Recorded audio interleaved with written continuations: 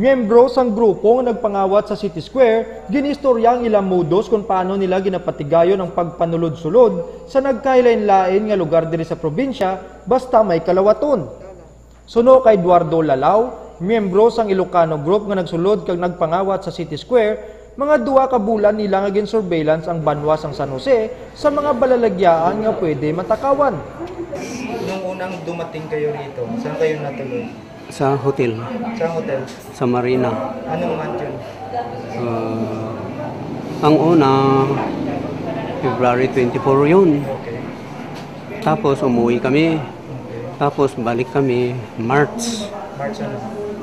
Hindi ko alam yung anong araw yun.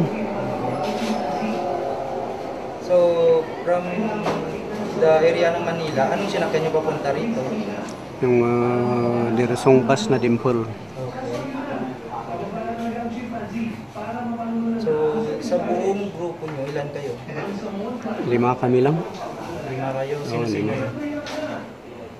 Yung pangalan ay may alias pa eh. Sige yung alias. Kasi siyempre hindi kami Baguio. Mountain Province ako. Alias ano? Yung alias Arsenio. Alias Arsenio, taga saan yun? Yan ang taga Baguio, yan ang Yabut. Yung pangalawa? At yung Daniel. Alias? Daniel. Alias Daniel, taga saan naman yun? Baguio rin. Baguio lahat. Jan. Jan, hindi ko alam yung oo. Taga saan yun? Baguio rin. Okay, yung panglima? Yung panglima, yung Anglitan na. Sino? Anglitan. Alias? Anglitan yun, alias na yun. Taga saan yun? Baguio rin. Bali, kuha kami. Bali, 6, may isang babae. Okay. Yung babae, taga saan? Taga Cavite. Sino pangalan? Resilda, yung alias na eh. Maganda ba? Oo, maganda. Mga ilan yung height? Ha? Mga ilan yung height, yung taas? Siguro 5'2". Yung babae, ano yung participation ng babae? Yung ang maglo-lockout. Yung babae, yan ang punta-punta sa iba-ibang lugar. Yun ang magkikita ng pwedeng matrabaho. Okay. Yan lang ang trabaho niya. Kung natapos nang inaituro yun, kung pwedeng matrabaho, yan, susurveyan natin.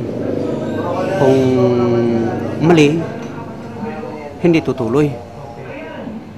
Kung ano yung mga criteria na kuwari sa surveillance nyo, ano yung mga criteria na tinitingnan nyo na pwedeng tirahin?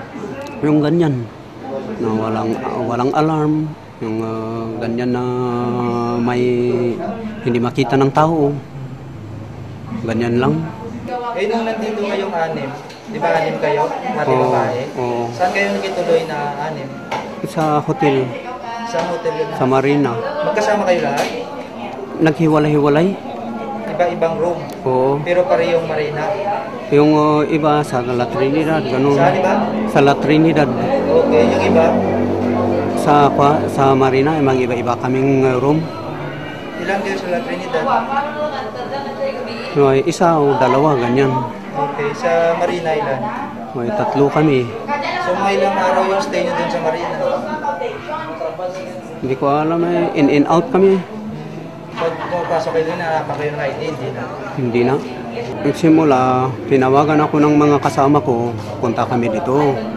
At sinabi niya sa akin, sige, tignan mo yung lockout namin, kung paano, kung anong ginagawa ng mga pulis, mga tanod. So ibig sabihin, yung babae, sino pangalan ulit na? Resilda. Pumasok na si Square yun? Hindi pumapasok, basta tignan nila yung building kung pwede.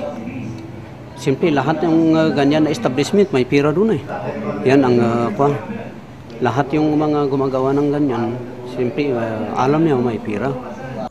Ginikayan naman sini ang security measures sang City Square. Yung alarm wala, CCTV lang. Ang nakita kong CCTV, nandun lang sa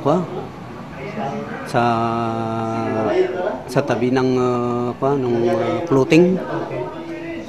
At yung sa bahay ng pira, walang CCTV doon. Paano mo nalaman na wala? Pumasok ako ng araw kung bumili ako ng damit. Oo, tapos? Yan lang ang ipatatrabaho na lang sa akin. Ano binili mo doon? Kung bumili ako ng short pant, pantalon. So sa nakita mo doon, paano mo nalaman na walang kamera doon? Siyempre makikita kung siyempre mag-i-install ako ng ganyan. So nag-i-install ka rin ng CCTV dati pag may idea ka? Oo, may idea ako sa CCTV. So kaya ka pala nila pinili dahil may idea ka sa mga strategic na positioning ng CCTV, parang gano'n yung tingin mo? Oo. Suno kay lalaw nga tanan nga negosyo basta nagabenta ang may kwarta gid kag inyang pinakabasihan sang ila pagplano nga pagsulod sa hindi mamutikan nga pamaagi.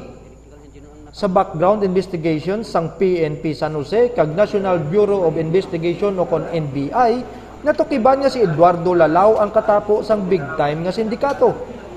May isay ni ka grupo sa Luzon nga sadtuanay nakaengkwentro sang NBI sa diin tanan nga kaupod sini nagkalamatay kag siya lang ang nabilin nga buhi bangod ng in-witness o kon asset ini matapos nadakpan.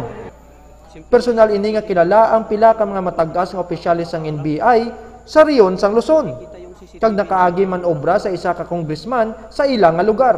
May 4 ka kabataan kag makaduwa mga sawa kag gikan sa Mountain Province.